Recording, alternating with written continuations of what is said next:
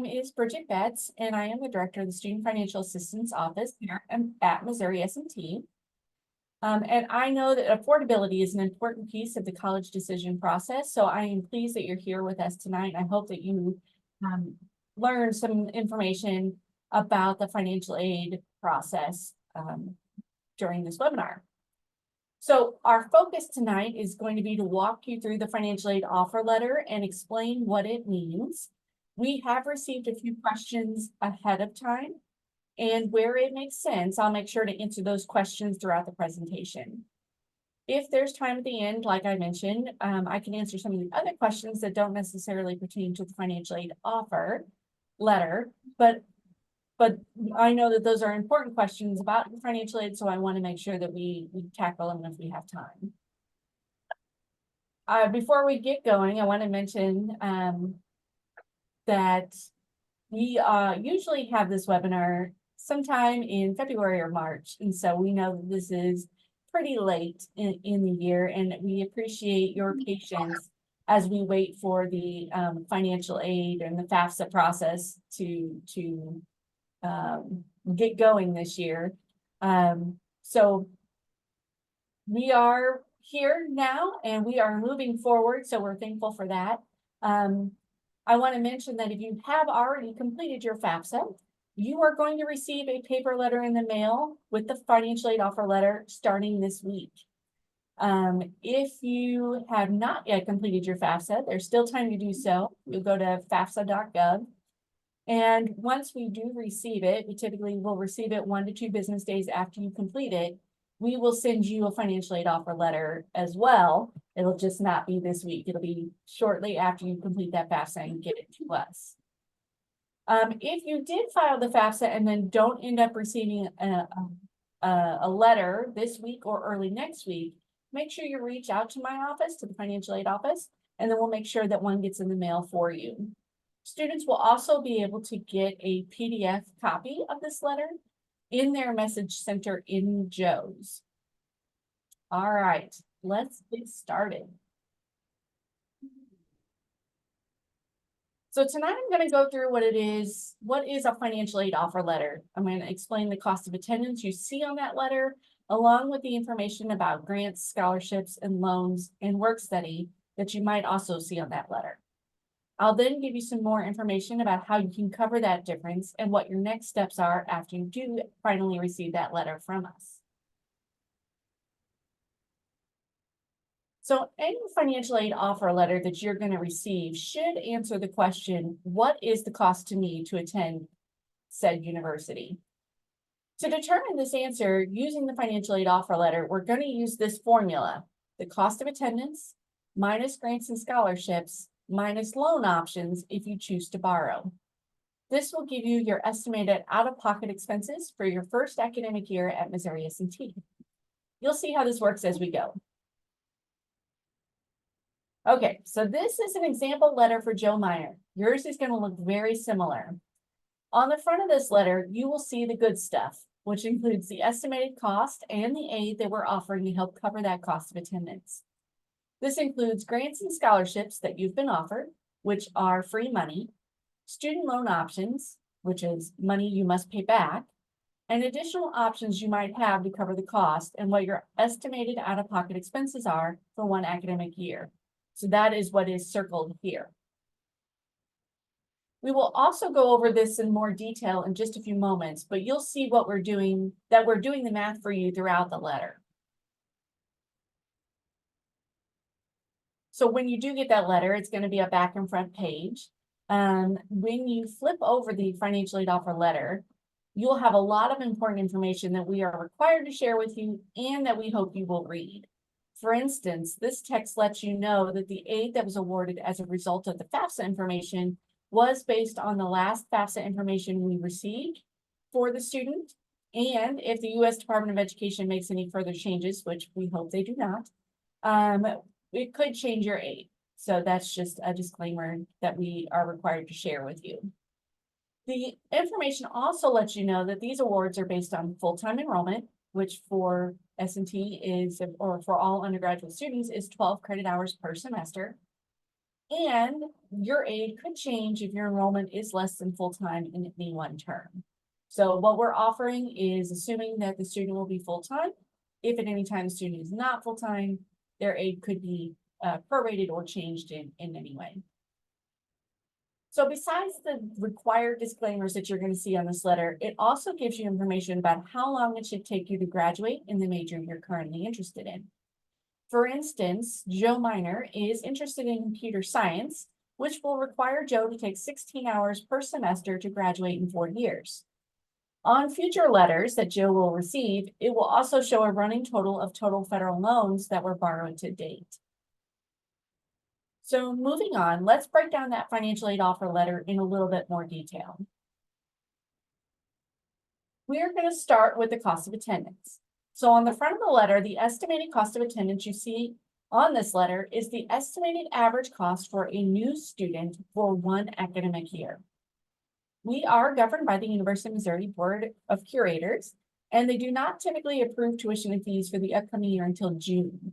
But what you see here is our best estimate currently of our cost for the upcoming year. We're comfortable sharing this with you now as we don't think it will change when the Board of Curators does actually review it, but we will provide an updated letter through the student's S&T email should that cost change over this summer. We don't anticipate that it will.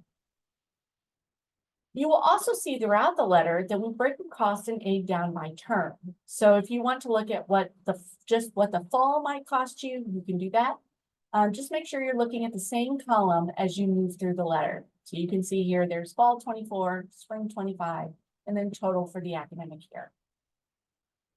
I also need to mention that our tuition and fees are different based on residency. In this example, Joe Miner is considered a Missouri resident, but if you're from outside the state of Missouri, for example, your cost may be higher. Please note that this is not your bill. This is an estimated cost to help you start to make plans on how to cover those costs. Your official bill, which will show how much you are charged per each student for your individual cost, will come from the cashier's office in July. This is just an estimate to get you started. So the cost of attendance is broken down into direct cost and indirect cost. Direct costs are costs that could be billed to you. Remember that this is not the bill itself, but these are costs that could be billed to the student if they're enrolled and if they're living on campus. These direct costs include tuition and fees and housing and food. The tuition rate estimated here is based on your residency and is a flat rate between 12 and 18 credit hours. So that means a student can take anywhere between 12 to 18 credit hours and be charged the same rate. So it behooves a student maybe to take more later on in their career per semester because they're paying the same rate and they get it done a little bit faster. So what you are seeing here is actually our freshman rate. The freshman rate is our lowest tuition rate and is guaranteed for this first semester only. Once you have reached 30 earned credits, including any credits that you're transferring in, you will be charged one of 3 tiers of tuition based on the student's major. So if you are bringing in, let's say, 15 or more credits from high school or dual credit, and combined with the credits that you're taking the fall 24 semester, if at the end of the fall 24 semester you are at 30 credits, this estimate will no longer be accurate because you will then be in your major's tuition tier come the spring semester. And we will have more information about that as we get closer to the start of each semester so that hopefully you aren't caught unaware.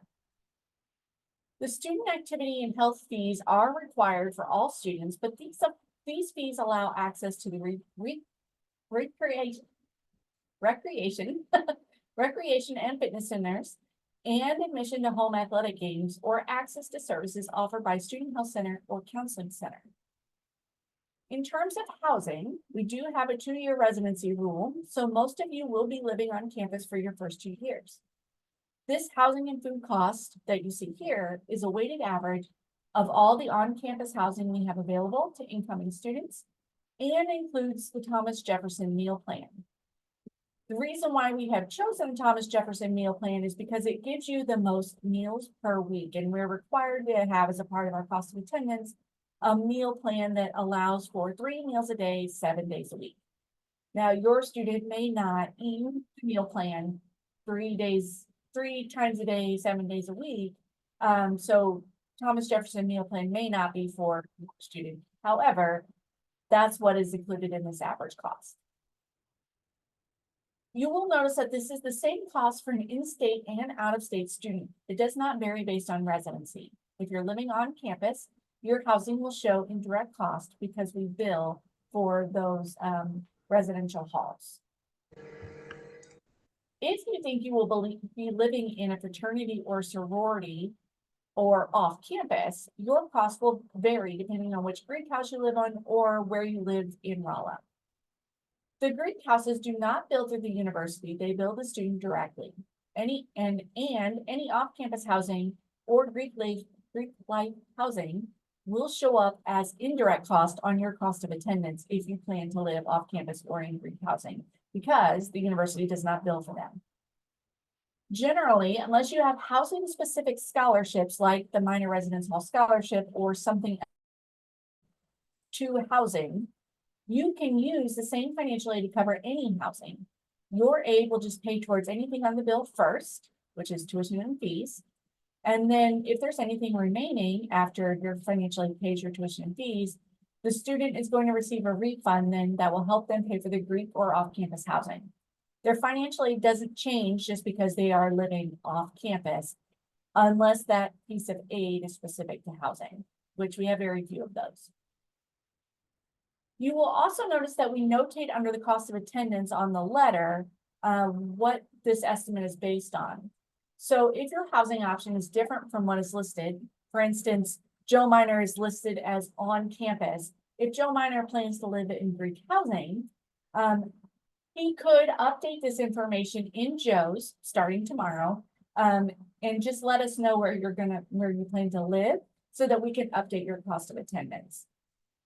Generally, living in Greek life or off campus is cheaper than living on campus. So if you do report to us that you're going to be off campus, you will see that your cost of attendance will decrease overall.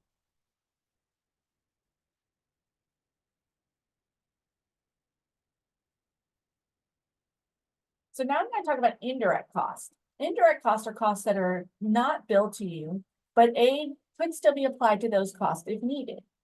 The average indirect costs are calculated from a student survey that is conducted every 3rd year or so and adjusted for inflation in the years that we don't do the survey. We did just do a survey for this year, so these are up to the minute information from our student body right now.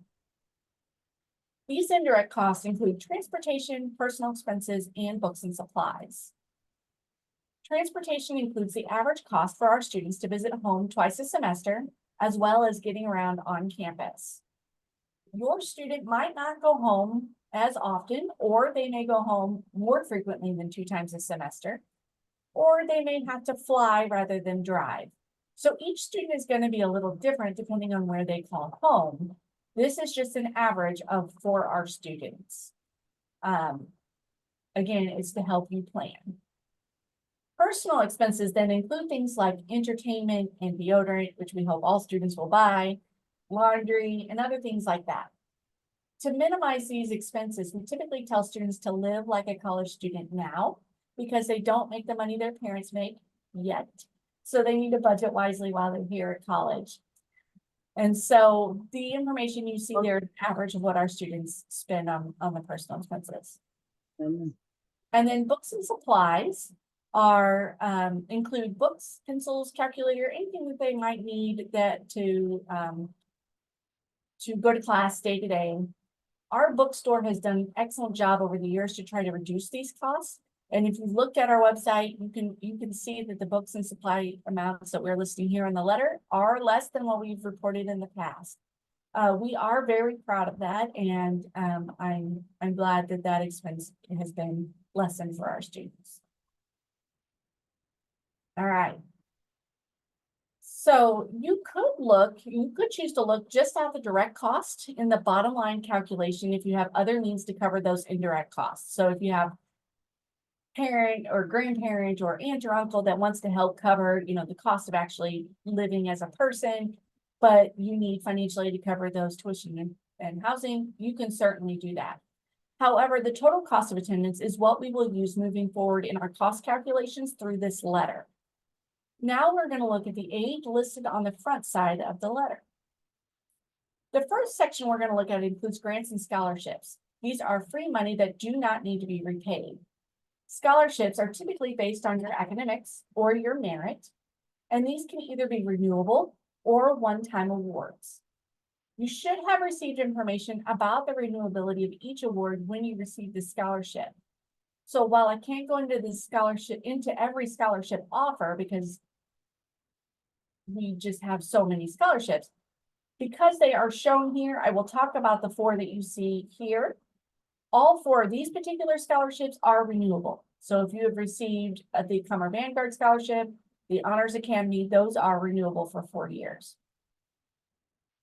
If you receive the Groundbreaker Scholarship Package, which most freshmen did at the time of admission, this is the automatic merit scholarship that was awarded and is renewable for 4 years with a 3.0 GPA. This scholarship is considered a package, and that means that other named scholarships may make up that package in the future. But the total amount of that package will stay the same. Over the summer, you will see that your Groundbreaker will change to a Missouri S&T scholarship and possibly another named scholarship. So in this case, Joe Miner received $7,500 originally in a Groundbreaker scholarship package, and that was later changed to a $4,000 Missouri S&T scholarship and a $3,500 curator scholarship. You can see the total is still $7,500, and it will be $7,500 as long as the student continues to have a 3.0 GPA at the end of each year. You'll also see in this section grant funding. Grants are typically based on your family's income, so it's based on that FAFSA information, and this is based on need. Eligibility for need-based aid is determined by that free application for federal student aid or the FAFSA each year. The FAFSA is not required, but we do highly encourage it, especially if you are going to qualify for grants such as these, or if you think that you might borrow loans, which we'll talk about in a minute. To receive these grant funds in future years, you will need to complete the FAFSA by our priority deadline each year and have roughly the same family income each year that you complete the FAFSA in order to receive similar amounts. This year, due to the FAFSA delays, S&T moved our priority deadline from February 1 to April 1, but in the future, students need to complete their FAFSA by February 1 in order to be eligible for certain aid. The grants you see in Joe's example here include federal Pell and Supplemental Educational Opportunity Grant, or you may see it shortened to SEOG for short. These are offered to families with the highest need first until the SEOG is awarded to highest need first until we run out, and federal Pell is awarded to everybody who's considered high financial need based on the FAFSA information. Access Missouri Grant is another fund from the state of Missouri that is available to a wider range of students from low to middle income families. This one does require that the student be a Missouri resident, so out-of-state students will not see this particular award. But due to the FAFSA delay, this year, the Missouri Department of Higher Education and Workforce Development did move their FAFSA deadlines for this award from February 1 to April 1, with a final deadline of being June 1. So if you haven't done your FAFSA yet, you may still qualify if you're a Missouri resident. Make sure you get that FAFSA done before June 1. In the future, to receive this award or to renew this award, the student needs to meet the Missouri FAFSA priority deadline each year of February 1, because it will move back next year, and they need to maintain a 2.5 GPA. So the scholarship and grant aid is totaled at the bottom of this section. We anticipate that you accept free money. So these are already accepted for you and Joe, so you do not need to do anything in order to receive these.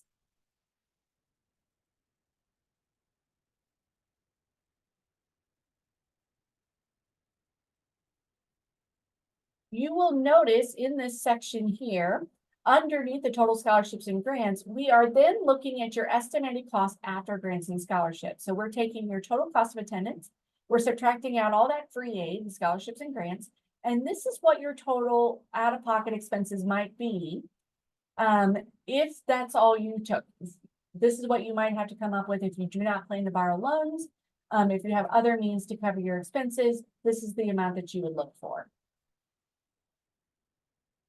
The next section, however, shows student loans that have been offered to the student for those that have filed the FAFSA. The FAFSA is required for federal and institutional student loans. So if you do think you're going to need to borrow, you will need to make sure the FAFSA is completed.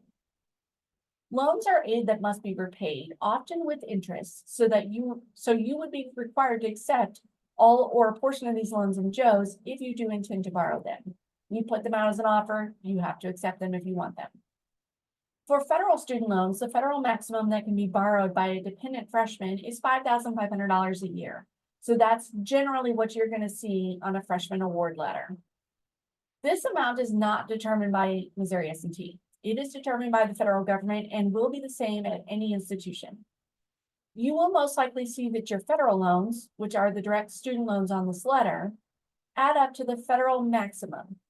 As you move up in the academic level, so once you become a sophomore or junior or senior, the federal maximum that you can borrow will increase, with the maximum being $7,500 for the academic year. But as a freshman, you'll see it's $5,500. As you can see, Joe Miner has been offered both a subsidized and an unsubsidized loan in this example. It is possible that you will only have one of these loans, or the amount in these loans may look different for you. The type and amount of each of these loans are based on your FAFSA information. A subsidized loan is a need-based loan offered to students who have need based on their FAFSA information. Subsidized means that the government is subsidizing the interest, so there is no interest while the student is in school. The maximum amount in this loan type for a dependent freshman is $3,500. If you do not want to borrow the full amount of student loans, but you do need to borrow some, we would recommend you choose this loan first because there's no interest while the student is in school and it is the better loan of the two. An unsubsidized loan starts accruing interest as soon as it is dispersed. So if Joe Miner in this example was to accept his unsubsidized loan, as it is, the fall portion of $1,000 would disperse in August and start accruing interest on that $1,000 starting in August. You are not required to start paying on the interest, but it does start accumulating. You can pay the interest early, and we would recommend you do so that it doesn't add up in the end. But if you are unable to or choose not to, you do not have to. Currently, the interest rate for the federal student loan programs is 5.5%. Interest rates are decided usually in May prior to the start of the new year. So in the next month, we should know what the interest rates will be for this upcoming year. For both subsidized and unsubsidized loans, you do not need to start repaying these loans until 6 months after the student has graduated or drop below half-time. The amount that you see directly under your loan is loan offers is the total cost of attendance from the first page, minus the total scholarships and grants, minus the student loan offers for the year. If you wanted to reduce the amount of loans you wish to borrow, you could subtract that from this amount. However, this amount here that's circled is the bottom line estimated cost for one academic year if you utilize all financial aid that we have offered. Some students may have also been offered work study. Work study is a program where the financial aid office will help you find a job, typically on campus, and you earn a bi-weekly paycheck up to the amount that was offered. You can see Joe Miner here was offered $3,500.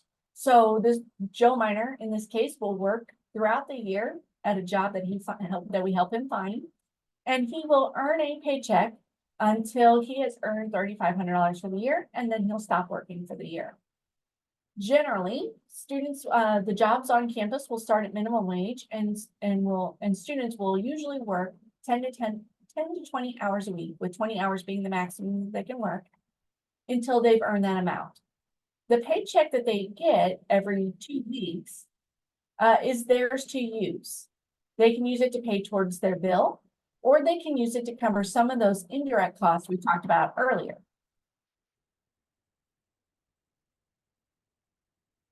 You have a variety of options to help cover the remaining costs. For instance, we automatically offer a payment plan. The first bill comes out July 15th, and it will show all of the charges for the fall semester. It will subtract out all the financial aid that has been accepted by that time, and the remaining is the total due for the fall semester. We offer a payment plan that has 4 payments in the fall, 4 in the spring, and 2 in the summer. So the first bill that will show the total due and will provide a minimum amount due, which will be 1/4 of that total amount due. If you choose to use the payment plan, you don't have to sign up for it or anything. It's automatically offered on that bill. If you choose to use that payment plan, there is a 1% finance charge on any remaining balance that month. So the more you pay, the less you're going to pay in finance charges, but you, at minimum, only have to pay that minimum payment each month. You could also choose to use your savings or use a funding from a 529 plan that you have established previously. Typically, a 529 plan, you will take that first bill you get in July and you'll provide it to whoever is servicing your 529 plan. They will then send that funding that you request to the cashier's office to pay towards those items on the bill.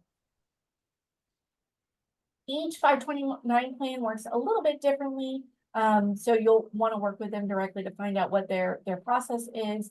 But typically it will take 1 to 2 weeks for that funding to get to the cashier's office. So once you get that bill, you want to get started on getting that covered. You may also have military benefits that you would like to use for your student. If that is the case, I would encourage you to reach out to Rod Henderson in the registrar's office to get that process started. He is our VA certifying official and will know exactly how to help you. As a parent, you could also choose to borrow a federal Parent Plus loan. This is a federal loan that a parent can borrow up to the remaining cost of attendance. It is solely in the parent's name and based on the parent's credit. The student has no responsibility to pay it back. The current interest rate is fixed and is a little high at 8.05% interest. Now, it is something that can be evaluated each year, so we'll know in May if that interest rate will stay the same or if it will change for the upcoming year. The Parent Plus loan is considered an unsubsidized loan, which means it does start accumulating interest as soon as it disperses. However, that interest and the payments can be deferred up to 4 years while the student is at least half time, but you have to request the deferment at the time that you apply. If you're interested in this loan, the parent will need to complete an application and credit check at studentaid.gov, which is where you completed the FAFSA. You might also consider a private student loan. A private loan is going to be through a private lender of your choosing, and the interest and repayment rates will vary depending on the lender and the student's credit. Typically, students have little to no credit, so they may need a cosigner. But this type of loan can also be offered or borrowed up to the remaining cost of attendance, and its repayment does not begin until 6 months after the student has graduated or dropped below half time. So it's similar to the federal student loans that the student may have been offered. I have included our website here on the slide that of a list of lenders our students have used in the past. They are our preferred lenders, and we prefer them because we know that they have taken care of our students. They provide good customer service. They are quick. They're easy to use. And so they are our preferred lenders. However, you can use any lender that you're comfortable with, even if they are not on the list. You could also choose to maybe use like a credit union close to home if you chose to do so. If you will not be borrowing for the entire cost of attendance, or maybe you're just going to be borrowing for the direct costs, so that tuition and fees and housing and food, I would encourage you not to apply for either the PLUS or private loan until you have received that first bill in July, so that you only borrow what you need. Also, I would encourage you to borrow for the entire year, so at that time that you're going to apply, so that it's only one credit check. So it's one credit check for the academic year. You can safely assume that the cost will be similar in the spring, with the exception if your student is bringing in credits Your costs may be higher in the spring semester once they get into their major tuition rate. The tuition rate differences are usually about, right now it's 2,000 more a semester if you're in engineering, for example, from the lowest tuition tier to the highest tuition tier. So you can assume maybe another $2,000 in the spring semester if you're looking to cover that whole year with one loan. So now that I've gone through the financial aid offer letter that you're going to get later this week, I'm going to go over some of your next steps.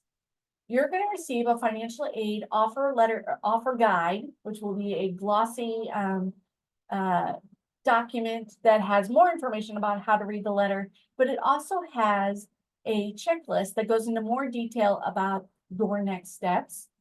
But here are a few things you can do, and you can be doing once you're ready to do so. First thing I would say is keep applying for scholarships. I would encourage students to apply for scholarships through their high school. This is scholarship season, so hopefully if the scholarship applications are still open, you have done everything that needs to be done for your community or your high school for those particular scholarships. You can also continue to apply for scholarships through our scholarship database, which houses all of the scholarships through the academic departments, through the financial aid office, and about 12,000 external scholarships as well, all at scholarships.mst.edu. Now, at this point, we have made all of our initial awards out of that system, but I typically tell students to keep applying as funds may become available in the future. If you haven't already been in the scholarship system, I encourage you to do so. Once you log into the system, you'll be asked a series of questions. You can answer as few or as many as you like, but the more you answer, the more scholarships you're going to be matched to. So it behooves you to answer more. And typically, our S&T students will answer about 60 over the course of a year. You do not need to answer those all at once. You can come back every so often and answer a few more, but it's usually 60 to 65 questions a year that our students will answer on average. Once you get that letter, you will be able to accept or decline your loans and work study in Joe's. We encourage you to do this before the first bill if you are going to use either loans or work study. If you do not need the full amount, you can choose in Joe's, in our student portal, you can choose to reduce the amount that you would like to accept if you do not need to borrow that full amount. If at any time during the year you do need to increase that amount back up to the original amount offered, you would just contact our office and we can help you with that. We don't want you to borrow more than is necessary. We are required to offer you the maximum that you're eligible for, but that doesn't mean that's what you're going to need. You need to make a decision on what you think you'll need. We encourage you that, as I said, it's scholarship season, so we're getting into scholarship awards nights and banquets and things like that at your high school. And so any private scholarships that you receive, any outside scholarships that you receive, all will come to the Missouri S&T Student Financial Assistance Office. In the meantime, though, sometimes those checks don't come to you until August, but you know that you're going to get them. You can report them to us in Joe's, and then we will list them on your account as a private scholarship so that it reduces that first bill, because we know that that check is coming eventually. But then once you do receive the check, or if the donor asks where to send it, make sure you give them our address. If you plan to borrow federal student loans, you will also need to complete a one-time master promissory note, which is a document that you promise to pay back all the federal loans that you borrow, and direct loan entrance counseling, which is a quiz that you know your rights and responsibilities with borrowing. These can be done at studentaid.gov. These two items in particular are good for 10 years. So in the future, all you'll have to do is complete your FAFSA and accept these loans in Joe's if that's what you'd like to do. Starting tomorrow, you should be able to check your to-do list in Joe's and your message center. And I would encourage you to do that frequently in case we need anything additional. That to-do list is going to be your list of things that need to be done before we can disperse your aid in August. We have begun communicating with students via their S&T email, letting them know what they need to get done. And that communication will get more frequent as we get closer to July and August. Once you register for fall classes, the financial aid office will start sending emails exclusively to your S&T email. So it is important you have it set up and you are checking it. You can also find any communications that we sent to your S&T email in your message center in Joe's. Parents, you will not be able to see this in Joe's. So if you're looking for that information, your student will have to forward it to you.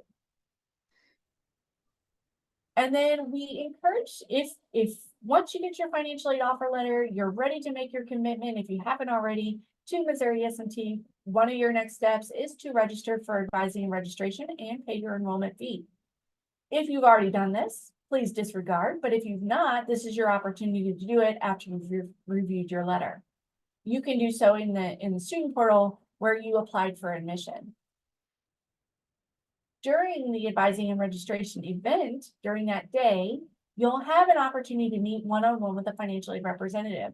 So if you do have questions and you want to meet face-to-face, that's a good time to do it during that A&R day. You're also then invited to the Miner Welcome Bash session in June.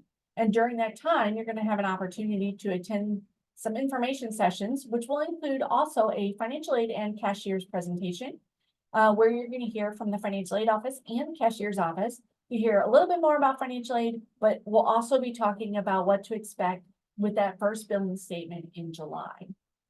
So if you do have more questions, that would be a good event to come to so that you can come to that particular presentation as well. Okay, so I talked a lot of information, and I have provided context throughout the presentation, and I've referenced those here. So if you do have more questions about financial aid, please reach out to our office. If you have questions as we get closer to the first bill about the billing statement or 529 plans, the cashier's office will be able to help you there.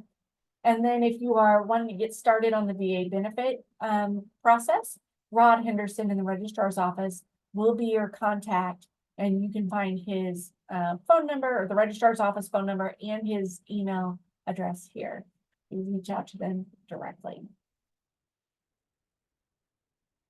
All right. So I know, like I said, I talked about a lot of information, but I'm going to be happy to answer any questions that you might have.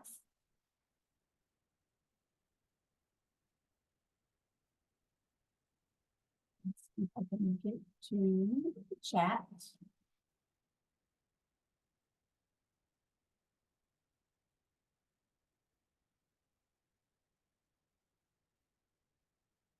And it looks like Ashley has done a great job of answering some of this information. There anything?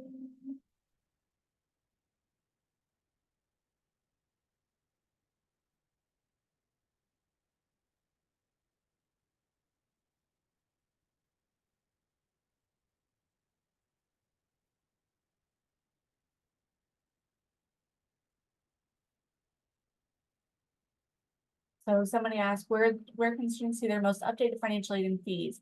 So again, fees you're not going to be able to see until we generate that first bill in July. And then you'll be able to see, the student will be able to see it in Joe's.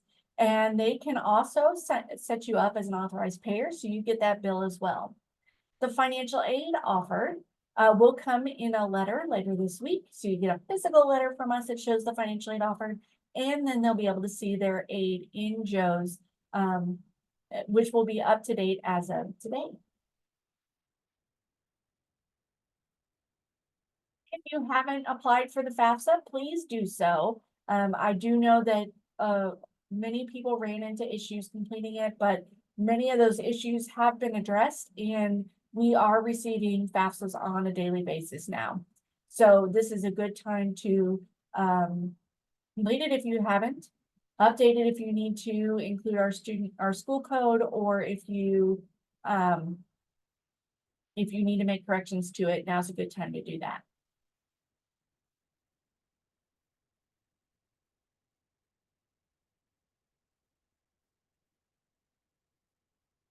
The deadline to submit the FAFSA, normally we will have a priority deadline each year of February 1. So the FAFSA will open up October 1 and it'll be due February 1. It can be completed after that, but we have some funds that we have a small amount of money in. So we award it to those that filed that FAFSA earliest. So for instance, the SEOG, that federal grant I talked about earlier, and federal work study are also funds that have small fund limits. So we award it to those who file by the FAFSA or the February 1 priority deadline. Now this year, due to the FAFSA delays, we did move that to April 1. And so hopefully you got it completed by then, but if any funding becomes available, we will still keep awarding after we've made all of our initial awards. If you'd like to meet with a financial aid advisor, we'll have some more information when we send that letter out to you in terms of contact information, but you can call or email us. And let me get that contact information back up here.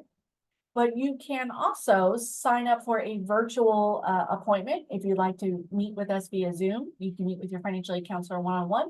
And you can find that information on our website, which is sfa.mst.edu. If you go to contact us, you'll be able to find how to set up a virtual appointment. We'd be happy to do that with you. The scholarships.mst.edu have a specific date that scholarships would be awarded.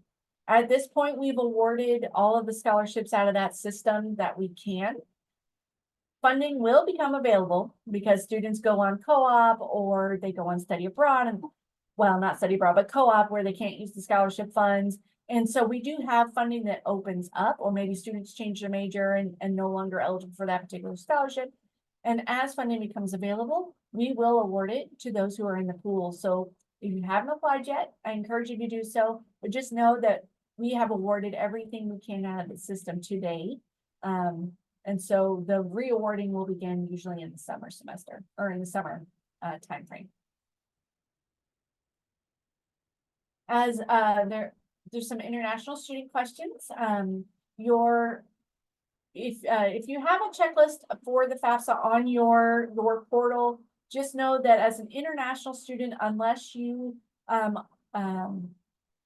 as an international student on any type of visa, you wouldn't be eligible to file the FAFSA. So you can disregard that on your portal, as you won't be able to do that. But I do encourage you to apply for other scholarships at scholarships.mst.edu because every student is eligible for some awards in that system. Our son got a 36 on his ACT, which is amazing. Will that change his financial aid offer? The answer should be yes, if you didn't already receive the full Groundbreaker scholarship based on his previous award or previous test score. And so if that has not automatically been updated to the highest award, please contact our office and we'll make sure that that gets updated. It's possible if you just received that score recently, it may take a little while to get to us, but congratulations, that's really exciting.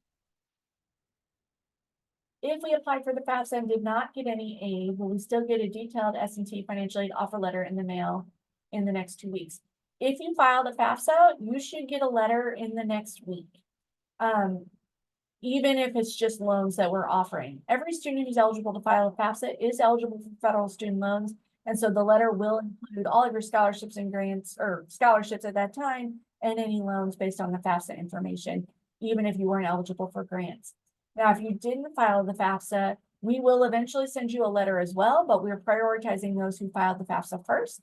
So if you didn't file a FAFSA, it will be a few more weeks into May. If you'd like to have that information sooner, you can't request it this week, but you can contact us next week and we can produce one for you without the FAFSA information if you'd like. We completed the FAFSA a few months ago, but 23 taxes are done late.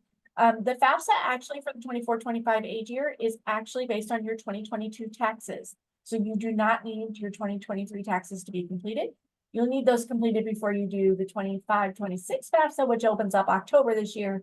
But for this one right now, it was based on your 22 taxes. So you're good there.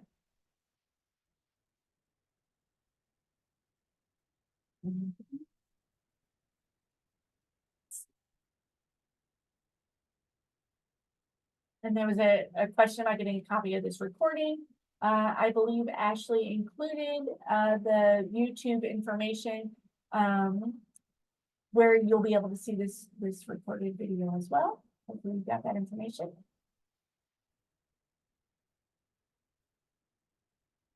Yep, she put it back in there for everybody again. So Ashley, I think I got through all the questions. Is there any other questions that I missed that you can help me with? Oh, I just saw another question pop in about special circumstance. So as I mentioned, the FAFSA is based on your 2022 taxes. If your financial situation for the 2024 age year or calendar year is going to be different than what it was in 2022, maybe there was a job change, job loss, a divorce, or something like that, where your family's financial situation is changed, you can request a special circumstance review, and you'll be able to find that form already now on our website at sfa.mst.edu. And if you look under forms, you'll be able to find the 2425 special circumstance form. You'll need to complete that and provide any relevant documentation and send that in to us, and we will review your circumstance and make adjustments to the FAFSA once we are able to. Right now, due to the FAFSA delays, we cannot make changes to the FAFSA, but we are hoping to do so from the Department of Ed sometime in May. But we can start collecting your information now.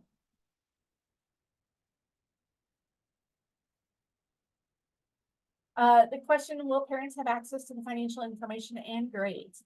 Your student can set you up with what's called AAA access or additional authorized access, which gives you a login to limited information in JOES. So you'll log in yourself and see what the student wants you to see.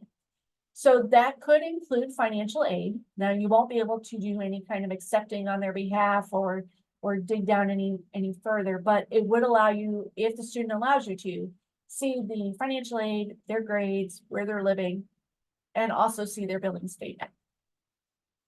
So we talk about that a lot during A&R. And so there is information on our website, and in the information that we send you in your financial aid offer letter this week, will be more information on how to get that accomplished so that you can start seeing that information now.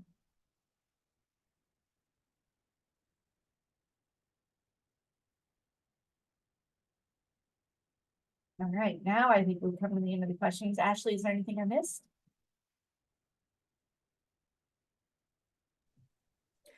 The only question is if international students can complete the FAFSA, and the FAFSA is only available available to U.S. citizens and eligible non-citizens. And I did provide the direct link to the student aid website that actually identifies and defines what exactly an eligible non-citizen is.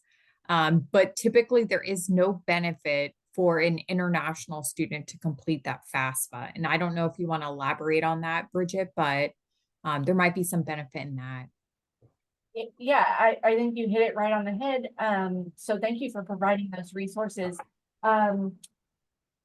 If an international student did try to complete the FAFSA, it would reject. So there really is no benefit to completing it. I would encourage international students, though, to apply through scholarships at mst.edu if you're looking for additional funding. You just won't be able to complete that FAFSA.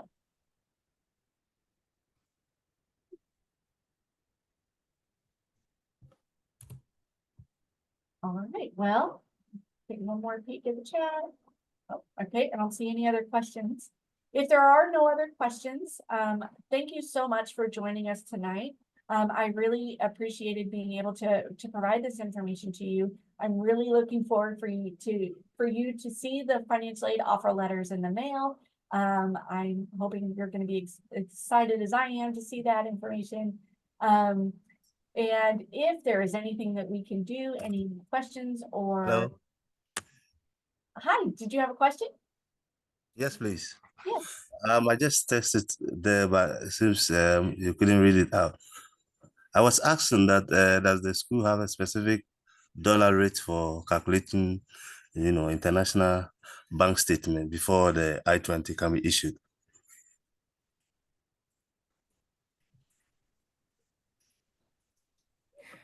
So I believe you're referring to the financial support.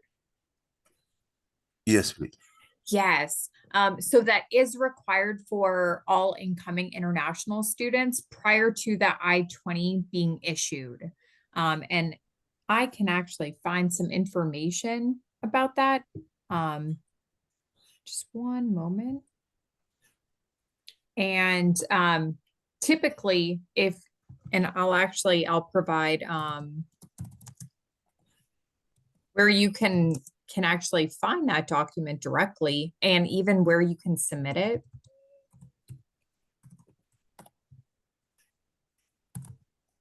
Thank you so much, Ashley. I saw you coming off mute. I knew you'd have the right answer.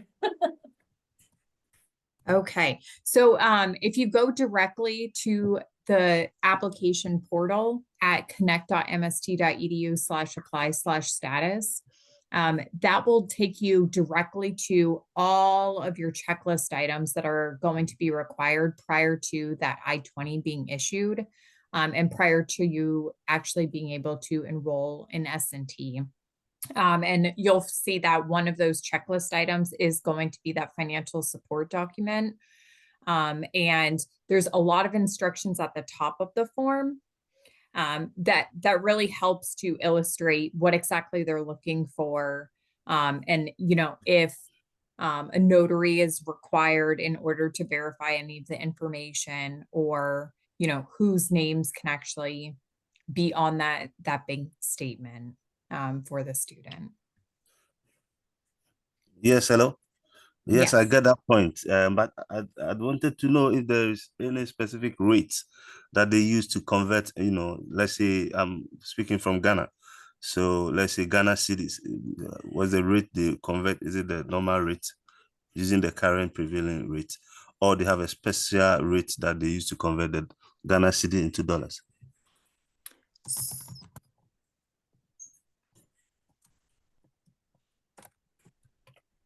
Yes. So they are going to be looking for the total dollar amount, and it is.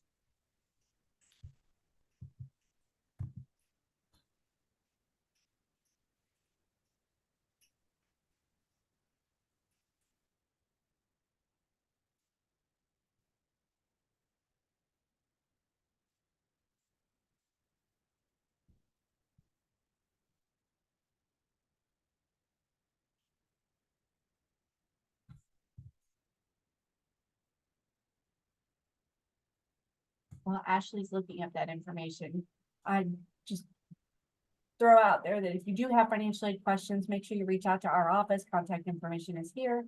And then we do have a virtual appointment, again, through the sfa.mst.edu website. Contact us and set up a virtual appointment. We're happy to walk through the letter with you or any other financial aid questions that you have. I hope you enjoy the rest of your evening. And so if there's no other questions and you're not sticking around to hear the answer that Ashley is looking for, I hope that you all have a great evening. Thank you.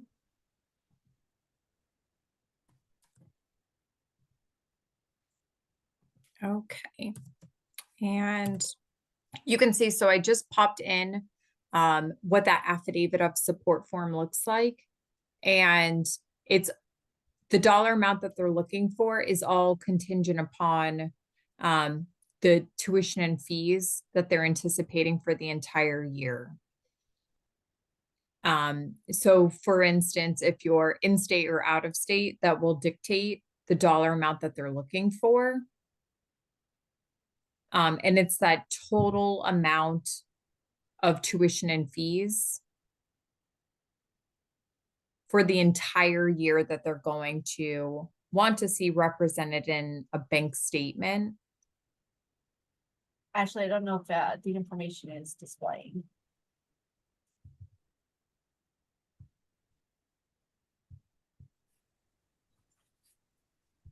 Okay. Thank you. Okay.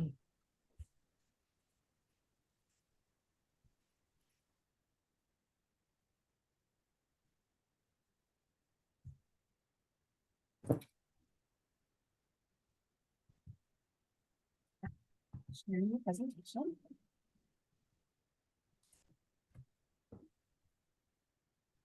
There we go.